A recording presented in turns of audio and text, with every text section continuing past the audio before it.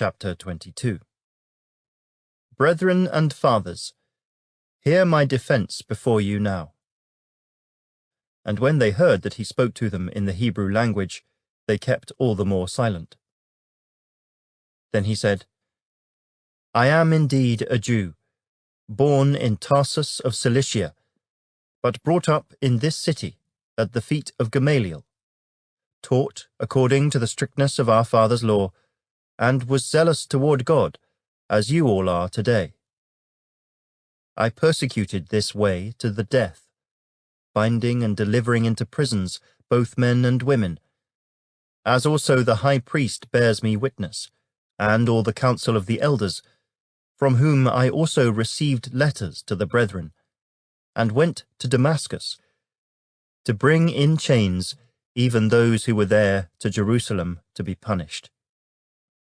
Now it happened, as I journeyed and came near Damascus at about noon, suddenly a great light from heaven shone around me. And I fell to the ground, and heard a voice saying to me, Saul, Saul, why are you persecuting me? So I answered, Who are you, Lord? And he said to me, I am Jesus of Nazareth, whom you are persecuting. And those who were with me indeed saw the light and were afraid, but they did not hear the voice of him who spoke to me. So I said, What shall I do, Lord? And the Lord said to me, Arise and go into Damascus, and there you will be told all things which are appointed for you to do. And since I could not see for the glory of that light, being led by the hand of those who were with me, I came into Damascus. Then a certain Ananias, a devout man according to the law, having a good testimony with all the Jews who dwelt there, came to me. And he stood and said to me, Brother Saul, receive your sight. And at that same hour I looked up at him. Then he said, The God of our fathers has chosen you, that you should know his will, and see the just one, and hear the voice of his mouth. For you will be his witness to all men of what you have seen and heard. And now why are you waiting? Arise and be baptized, and wash away your sins, calling on the name of the Lord.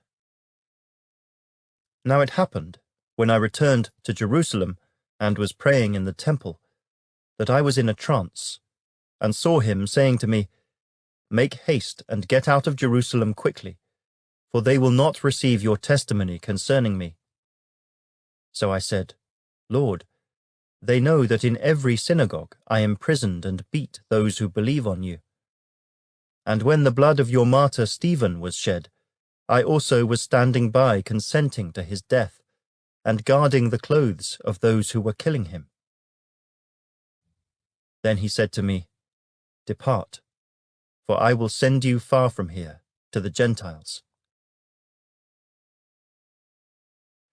And they listened to him until this word, and then they raised their voices and said, Away with such a fellow from the earth, for he is not fit to live.